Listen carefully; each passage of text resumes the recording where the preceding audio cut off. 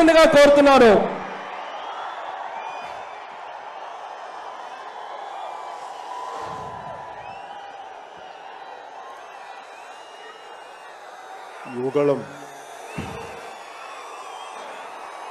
యువగళం సభకి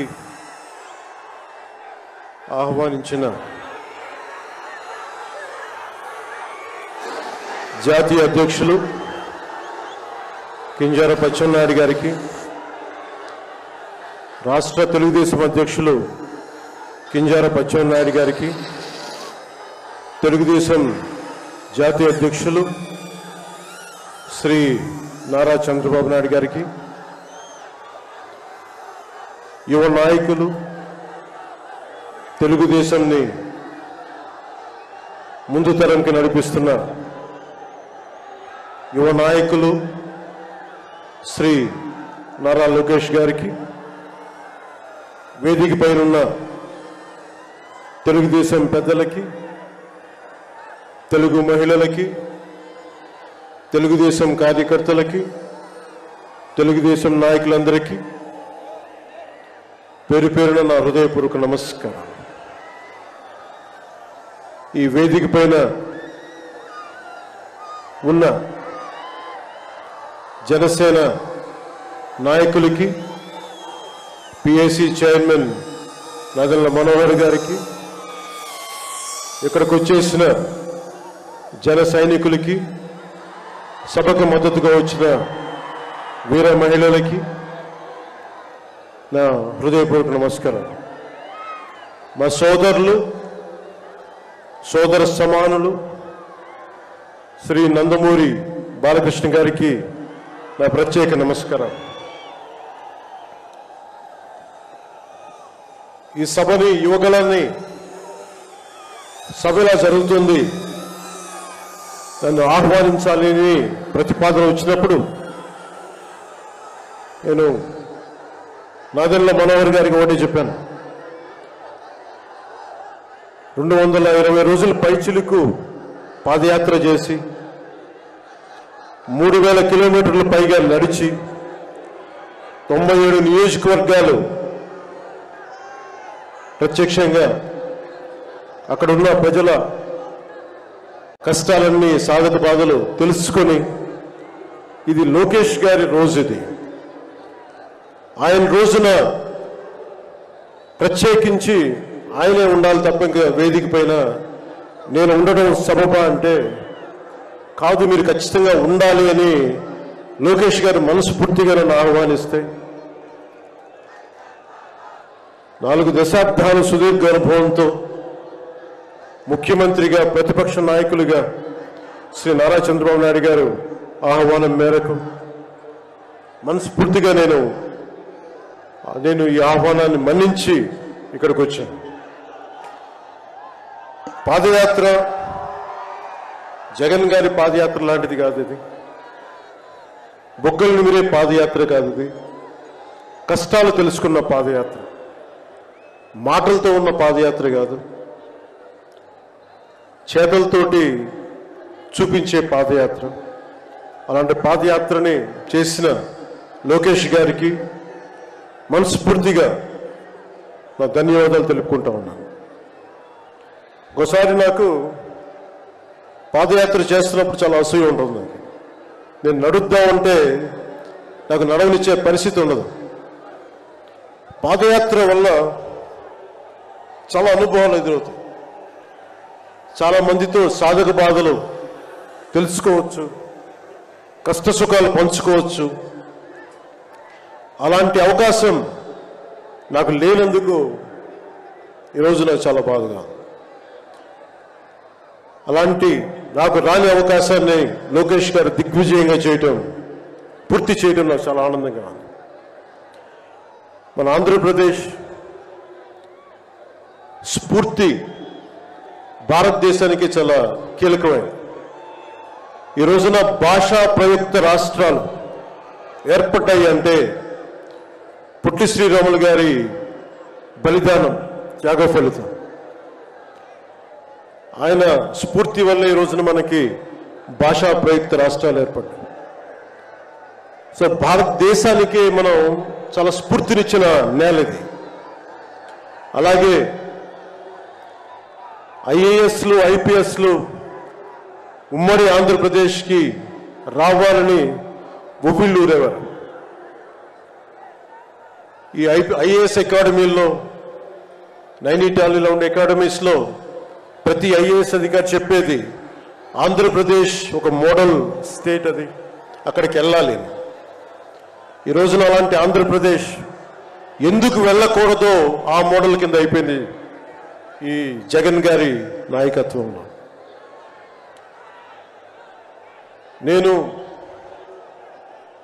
చంద్రబాబు గారు జైల్లో అన్యాయంగా పెట్టినప్పుడు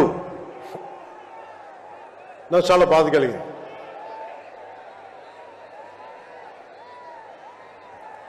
కష్టాలు చూసిన వాడిని, కష్టాలు దగ్గరగా పెద్దల నుంచి చిన్నప్పటి నుంచి చూసిన వాడిని, కష్టాలు అనుభవించిన వాడిని, ఓటమి వచ్చినప్పుడు ఒంటరితనం ఎలా ఉంటుందో తెలిసిన వాడిని, ముఖ్యంగా శ్రీ నారా చంద్రబాబు నాయుడు గారి కుటుంబ సభ్యులు వేదన అర్థం చేసుకున్నవాడిని, శ్రీమతి భువనేశ్వరి గారి బాధని దూరం నుంచే అర్థం చేసుకున్నవాడిని. నేను ఏమి ఆశించి మద్దతు ఇవ్వలేదు.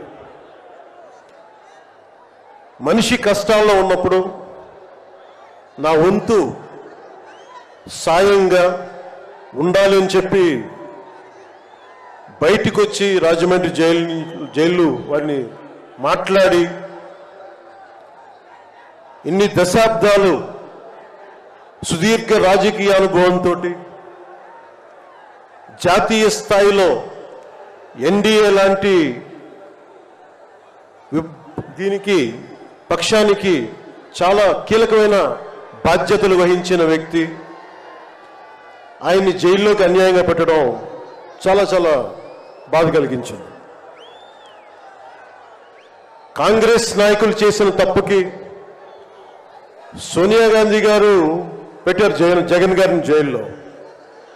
ఆ కక్ష చంద్రబాబు గారి మీద చూపించడం చాలా అవివేకం. ఇలాంటి పరిస్థితుల్లో రాష్ట్ర విభజన జరిగినప్పటి నుంచి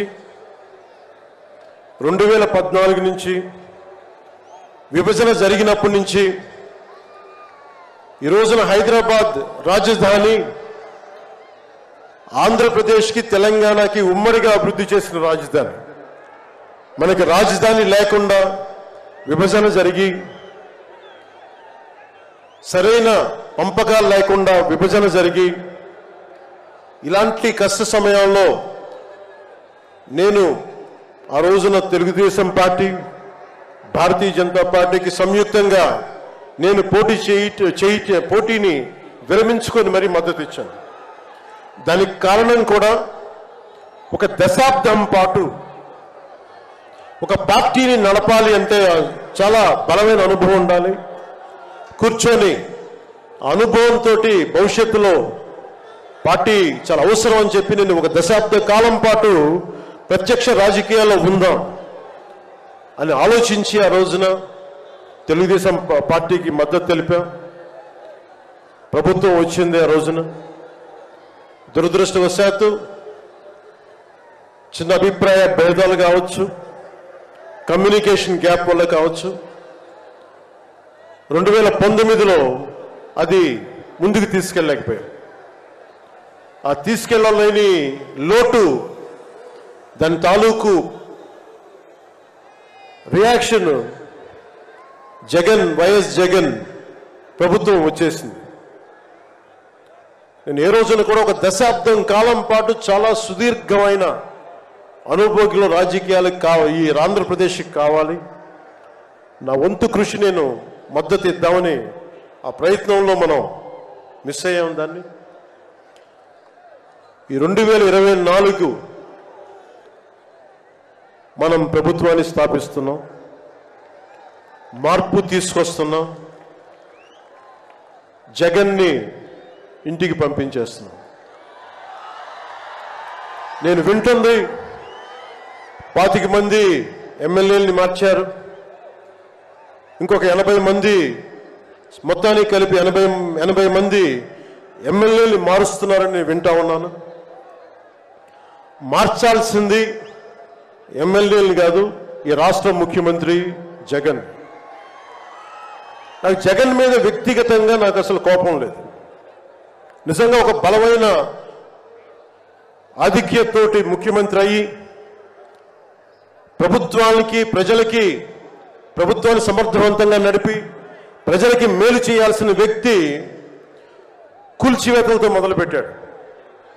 ప్రత్యర్థుల్ని ఇబ్బంది పెట్టే విధంగా ప్రతి ఒక్కరిని ఎదురు తిరిగితే ఏంటని ప్రశ్నిస్తే వారిని కేసులు బనాయించి ఇబ్బంది పెట్టే పరిస్థితుల్లో ఈ ముఖ్యమంత్రి ఉంటే నేను ఇలాంటి ప్రభుత్వం ఉంటుందని నేను ఊహించలేదు.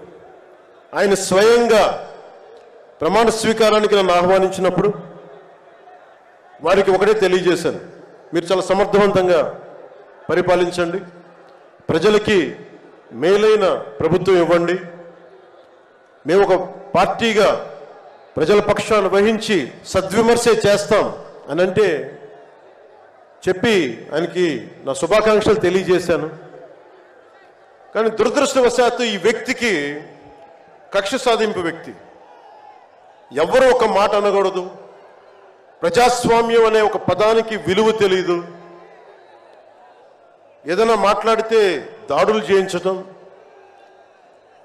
చాలా నీచంగా తిట్టించడం, ఇన్ని దశాబ్దాల ఆంధ్రప్రదేశ్ రాజకీయ చరిత్రలో ఏ ఒక్క నాయకులు కూడా వైఎస్ రాజశేఖర రెడ్డి గారితో కలిపి కూడా ఏ ఒక్కరు కూడా ఇంటిలో బయటికి రాని ఆడపడుచుల్ని తల్లుల్ని ఒక్క మాట లేదు. ఎవరు కూడా నాయకుల్ని తిట్టారు, విమర్శలు చేశారు, దిగజారుడిగా మాట్లాడి ఉండొచ్చేమో, కానీ ఇంటిలో బయటికి రాని ఆడపడుచుల్ని, ఇంటి పట్టునే ఉండి బయటికి రాని తల్లుల్ని చాలా నీచంగా విమర్శించే ఈ సంస్కృతి జగన్ నాయకత్వంలో ఈ వైసీపీ ప్రారంభించింది. ఎంతమంది కన్నీళ్లు పెట్టుకున్నారు, ఎంతమంది స్త్రీలు బాధపడ్డారు. ఒకటే అనిపిస్తుంది, ఈ వ్యక్తికి అడగాలనిపించినప్పుడు ఇంట్లో ఉన్న తల్లికి చెల్లికే విలువ ఇవ్వనేవాడు మన ఇంట్లో ఉన్న ఆడపడుచులకి ఏం గౌరవిస్తాడు? ఇంట్లో తల్లికి చెల్లికి విలువ ఇవ్వనేవాడు 30,000 మంది ఆడపిల్లలు అదృశ్యం అయిపోతే ఏం పట్టించుకుంటాడు? మొన్న 22 ఒక సంవత్సరంలోనే ఎన్సీఆర్బీ డేటాలో దాదాపు 10,000 మంది ఆడపిల్లలు అదృశ్యం అయిపోయారు ఒక సంవత్సరంలోనే. నేను మాట్లాడుతున్నప్పుడు డేటాతోటే మాట్లాడతాను. 2.5 సంవత్సరాల క్రితం వైసీపీ వాలంటీర్ వ్యవస్థలోని కొంతమంది ఒంటరి మహిళల మీద, ఆడపడుచుల మీద డేటా సేకరిస్తున్నారు. దీని మీద మీరు మాట్లాడండి అని చెప్పి చాలామంది పెద్ద స్థాయి వ్యక్తులు నాతో మాట్లాడినప్పుడు దాదాపు ఇన్ని వేల మంది, 30,000 మంది పైచులకు ఆడవాళ్ళు అదృశ్యమైపోయారు, మీరు మాట్లాడండి అని చెప్పినప్పుడు నేను నమ్మలేదు. కానీ డేటా తెప్పించుకొని చూస్తే నేను గళమెత్తినప్పుడు వైసీపీ వాలంటీర్ వ్యవస్థ మీద ఆ రోజున ప్రత్యేకించి చెప్పాను, యువతకి ఉద్యోగాలు వస్తే చాలా ఆనందించేవాడిని. కానీ కొద్దిమంది వాలంటీర్స్ చేసే ఈ విధానాల వల్ల ఒంటరి మహిళలు, ఒంటరి ఆడవాళ్ళు, భర్త లేని వారు చాలా అన్యాయాలకు గురవుతూ ఉంటే అన్నింటికి తెగించి నేను ఎప్పుడు గొంతెత్తినా ఓట్లని బేస్ చేసుకొని మాట్లాడను, మార్పుని బేస్ చేసుకొని మాట్లాడతాను, మార్పుని ఆధారం చేసుకొని మాట్లాడతాను. వారాహి యాత్రలో ఆ రోజు ప్రారంభిస్తే నా మీద విపరీతమైన దాడులు జరిగినాయి, విపరీతమైన విమర్శలు, కువిమర్శలు, అన్నిటినీ భరించాం. చివరికి విశాఖపట్నంలో కూడా నేను ఎయిర్పోర్ట్ నుంచి మనకి పార్టీ కార్యక్రమాలకు వస్తూ ఉంటే పోలీసుల చేత నన్ను రానివ్వకుండా చేసి, ప్రజలు నమస్కారం చేస్తుంటే ప్రతి నమస్కారం చేయడానికి కూడా ఒక ఉన్నత స్థాయి అధికారి చాలా నీచంగా మాట్లాడి కూర్చోమని చెప్పే స్థాయికి వెళ్ళిపోయింది ప్రభుత్వం. పొరపాటు ఆయన పక్కనే స్టాండింగ్ ఇన్స్ట్రక్షన్స్ వస్తూ ఉన్నాయి అధికారికి. పొరపాటు ఆయనకి స్పీకర్ ఫోన్ నొక్కుకుపోయింది అధికారి మాట్లాడుతూ ఉంటాయి. మనందరికీ తెలిసిన మాట్లాడితే అన్నిటికీ అన్ని శాఖలకి మంత్రి అయిన ఒక పెద్ద మనిషి ఆయన గొంతు వినిపిస్తూ ఉంది. ముందుకు వెళ్ళనివ్వకండి, కూర్చోబెట్టండి, ఇవన్నీ మాట్లాడుతూ ఉన్నారు ఆయన. నాలాంటి వాడికే ఇలాంటి ఇబ్బందులు వస్తే సగటు మనిషికి ఎలా ఉంటుందో మీరు ఆలోచించండి. సుదీర్ఘమైన అనుభవం ఉన్న శ్రీ చంద్రబాబు గారికే ఇలాంటి పరిస్థితులు వచ్చినప్పుడు సగటు మనిషికి ఎలా ఉంటుంది? చాలా అనుభవజ్ఞులైన ఒక్కొక్క సీనియర్ నాయకులకే ఇలాంటి పరిస్థితులు ఉంటే రేపొద్దున భవిష్యత్తులో ఇంకొక మారు వైసీపీ ప్రభుత్వం వస్తే ఎవ్వరూ ఇళ్లలో ఉండలేరు, ఆంధ్రప్రదేశ్లో ఉండలేరు, పెట్టుబడులు రావు. ఇవన్నీ మారాలి. నేను 2021లో ఇప్పటం సభలో వైసీపీ వ్యతిరేక ఓటు చీలనివ్వను. దానికి నాకేదో అద్భుతాలు జరుగుతాయని కాదు, కానీ నిజంగా యువత భవిష్యత్తును దృష్టిలో పెట్టుకొని, మహిళల భద్రతను దృష్టిలో పెట్టుకొని, మనకి వ్యాపారస్తుల పెట్టుబడులను దృష్టిలో పెట్టుకొని, సంక్షేమాన్ని దృష్టిలో పెట్టుకొని ఈ వైసీపీ ప్రభుత్వం మారాలి. వైసీపీ వ్యతిరేక ఓటు అన్నీ కలిపి ఏకతాటిపై ఒక ప్లాట్ఫామ్ పైన రావాలని చెప్పి ఆ రోజు నేను కన్న కోరిక, నా ఆలోచన ఈ రోజున మన ఉత్తరాంధ్రలో యువగలంలో ఈ విధంగా కనిపిస్తున్నప్పుడు ఒకవైపు తెలుగుదేశం నాయకులు, ఇంకోవైపు జనసేన నాయకులు, దానికి మద్దతుగా మీరందరూ రావడం నాకు నిజంగా చాలా ఆనందం కలిగిస్తుంది. మనం ఈ రోజున ప్రారంభించిన యాత్ర, ఈ రోజున ప్రారంభిస్తున్న ఈ క్షణాలు ఆంధ్రప్రదేశ్ భవిష్యత్తుని నిర్దేశించే క్షణాలు ఇవి. ఆంధ్రప్రదేశ్ భవిష్యత్తుని మనకి చాలా బలంగా నిర్దేశించే క్షణాలు. ఈ రోజున నేను భారతీయ జనతా పార్టీ, నరేంద్ర మోదీ గారి నాయకత్వంలోని భారతీయ జనతా పార్టీ అలయన్స్లో ఉండి కూడా అందరూ అనుకుంటా ఉన్నారు, ఎలాగ మాట్లాడావు, మోసం చేసావు భారతీయ జనతా పార్టీ. చాలామంది కొంతమంది మాట్లాడుతూ ఉంటే వైసీపీ నాయకులు, వారందరికీ నేను సభాముఖంగా తెలియజేస్తున్నాను, ఆంధ్రప్రదేశ్ పరిస్థితులు ప్రత్యేకంగా నేను జాతీయ స్థాయి నాయకులకు వివరించాను. వారికి వివరించి నాకు వేరే దారి లేదు. నాకు రోడ్డు మీద తిరుగుదామంటే కేసులు పెడతా ఉన్నారు, ప్రజాస్వామ్యబద్ధంగా గళం విప్పుదా ఉంటే కేసులు పెడతా ఉన్నారు, వ్యవస్థల్ని నిర్వీర్యం చేస్తూ ఉన్నారు. ఒక చిన్నపాటి సినిమా టికెట్లకు కూడా కూర్చోబెట్టి మొత్తం చీఫ్ సెక్రటరీ దగ్గర నుంచి ఎంఆర్ఓల దాకా వాడి ప్రజా వ్యవస్థలను దుర్వినియోగం చేస్తూ ఉన్నారు. నాలాంటి వాడికి సమస్యలు ఉన్నప్పుడు భవిష్యత్తులో ఆంధ్రప్రదేశ్ అంధకారానికి గురవుతుంది. దయచేసి మీరు ఈ గఠబంధన్ని, ఈ పొత్తుని మీరు మనస్ఫూర్తిగా మీ బ్లెస్సింగ్ కావాలి అని చెప్పి నేను అమిత్ షా గారికి తెలియజేశాను. నేను వారు ఎంతవరకు ఒప్పుకుంటారో నాకు తెలియదు, కానీ నా మొదటి ఆఖరి ప్రయత్నం కూడా ఆంధ్రప్రదేశ్ భవిష్యత్తు బాగుండాలి అంటే ఎక్కడి నుంచి మనుషులు రారు, మన భవిష్యత్తుని మనమే నిర్మించుకోవాలి, మనమే కొట్లాడాలి.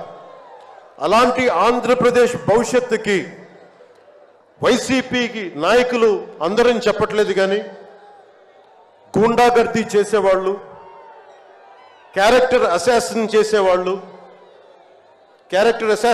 చేసేవాళ్ళు, ఆడపడుచుల్ని అగౌరవపరిచేవాళ్ళు, వీరందరికీ సభాముఖంగా చెప్తున్నాం,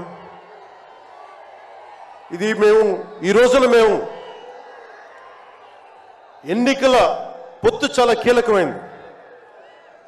మనం కనుక ఈ పొత్తు పెట్టుకోకపోతే భవిష్యత్తులో రోడ్ల మీదకి వచ్చి కర్రలు కత్తులు పట్టుకొని వైసీపీ గూండాలతో కొట్లాడాల్సి వస్తుంది. నేను కేంద్రంలో ఇదే చెప్పాను. ఈ రోజున కనుక మనం ఈ పొత్తును పెట్టుకోకపోతే నాతో సహా వైసీపీ గూండాలని ఎదుర్కోవడానికి ఒక కర్ర కత్తో పట్టుకొని మేము కూడా రోడ్ల మీదకి వచ్చి మేము వీధి గొడవలు క్రియేట్ చేసుకు మేము రక్షించుకోవాల్సి వస్తుందని చెప్పి నేను ప్రత్యేకించి కేంద్ర నాయకత్వానికి చెప్పాను. ఎందుకంటే భవిష్యత్తులో ఇంకొకసారి వైసీపీ వస్తే నేను 2019లో కూడా చెప్పాను, ప్రతి కొండని కోనని వీళ్ళు దోచేసుకుంటారని. వీరికి ప్రజాస్వామ్యం మీద గౌరవం లేదు వీరికి. అందుకని ప్రత్యేకించి ఈ పొత్తుని సాధ్యమైనంత ఎక్కువ కాలం ఉంటే ఆంధ్రప్రదేశ్ భవిష్యత్తు నిలదొక్కునే వరకు ఇది ఉండాలి పొత్తుని మనస్ఫూర్తిగా నేను ఆకాంక్షిస్తున్నాను. నేను భవిష్యత్తు నేను కూర్చునేది రోడ్లు కానీ సోదరులు లోకేష్ గారు చెప్పారు, జనసేన ఆలోచన విధానంతో మేమందరం మాట్లాడుకున్నాం. భవిష్యత్తులో ఉమ్మడి మేనిఫెస్టో కూడా రిలీజ్ చేస్తాం.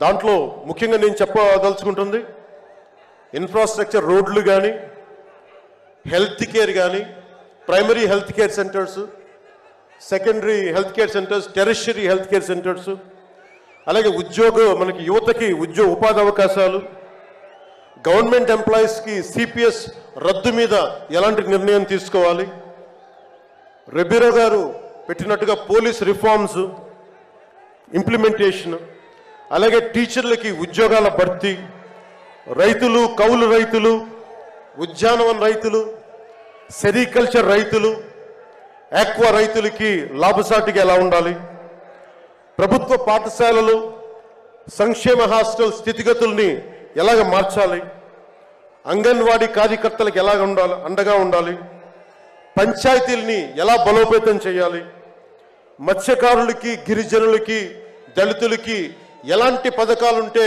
వారి జీవితాలు మరింత మెరుగవుతాయి, అలాగే చేనేత కార్మికులకి ఎంత అండగా ఉండాలి, వైద్యం అందుబాటులోకి ఎలా తీసుకురావాలి, సంఖ్యాబలం లేని బీసీ కులాలకి ఎంత అండగా ఉండాలి, వీటన్నిటి మీద చాలా లోతైన ఒక ఎక్సర్సైజ్ చేస్తూ ఉన్నాం. దీన్ని బేస్ చేసుకొని ఒక ఉమ్మడి కార్యాచరణకు, ఉమ్మడి ప్రణాళిక నారా చంద్రబాబు గారు మేము కలుసుకొని వచ్చే ఇలాంటి పెద్ద సభలో, రానున్న పెద్ద సభల్లో ఒకటి సంయుక్తంగా దీన్ని రిలీజ్ చేస్తాం. ఈరోజు నేను ప్రత్యేకించి నా మాటని, ఇది లోకేష్ గారి రోజు కాబట్టి, ఆయన కష్టపడి ఆయన రోజు కాబట్టి నేను నా ఉపన్యాసాన్ని కుదించే మాట్లాడుతున్నాను. ముగింపు వాక్యాలుగా నేను మాటకి, మైత్రికి చాలా విలువనిస్తాను. కష్టాలు వస్తే ఒంటరితనం ఎలా ఉంటుందో అనుభవం ఉన్నవాడిని. తెలుగుదేశం ఆది నాయకులు కొండంత కష్టంతో ఉన్నప్పుడు వారు, వారి కుటుంబం, వారి పార్టీ కార్యకర్తలు, వారి పార్టీ నాయకులు మీరు కొండంత కష్టంలో ఉన్నప్పుడు నేను అర్థం చేసుకున్నవాడిని. వ్యక్తి ప్రయోజనాలు, వర్గ ప్రయోజనాలు, పార్టీ ప్రయోజనాలు అన్నిటినీ దాటి ఒక తోటి మనిషిగా, ఒక సాటి మనిషిగా నేను మీకు అండగా నిలబడ్డాను. దాన్ని ఏమి ఆశించి చేయలేదు. నేను ఆశించిందల్లా 5 కోట్ల మంది ఆంధ్రప్రదేశ్ ప్రజల భవిష్యత్తుకి బలంగా నిర్మించడానికి మనం సంయుక్తంగా కలిసి రావాలని ఒక ఆలోచన తప్ప నేను ఏ ఆలోచన పెట్టుకోలేదు. ఈ మైత్రి, ఈ స్ఫూర్తి అందరూ సమిష్టిగా వచ్చే చాలా సంవత్సరాల వరకు దీన్ని కాపాడుకోవాలని ఆశిస్తూ నా ఉపన్యాసాన్ని ముగిస్తున్నాను. మీ అందరికీ పేరు పేరున ధన్యవాదాలు తెలుపుకుంటూ ఇందాక లోకేష్ గారు చెప్తున్నట్టుగా హలో ఏపీ చెప్పుకుందాం ఒకసారి. Hello AP, hello AP. వైసీపీకి బాయ్ బాయ్ చెప్దాం, మన ప్రభుత్వాన్ని స్థాపించుకుందాం, భవిష్యత్తు నిర్మించుకుందాం అని తెలియజేసుకుంటూ మీ అందరికీ పేరు పేరున ధన్యవాదాలు తెలుపుకుంటూ, తెలుగుదేశం జనసేన మైత్రి వర్ధిల్లాలి, ఇది చాలా అద్భుతంగా సాగాలని మనస్ఫూర్తిగా కోరుకుంటూ, దీనికి బీజేపీ అధినాయకత్వం సంపూర్ణమైన ఆశీస్సులు అందజేస్తారని మనస్ఫూర్తిగా ఆకాంక్షిస్తూ సెలవు తీసుకున్నాను. జై హింద్. పవన్ కళ్యాణ్ గారి నాయకత్వం, పవన్ కళ్యాణ్ గారి నాయకత్వం, పవన్ కళ్యాణ్ గారి నాయకత్వం. ధన్యవాదాలు పవన్ కళ్యాణ్ గారు. తరువాత సభ నడిపించవలసిందిగా పయ్యాల కేశవ్ గారు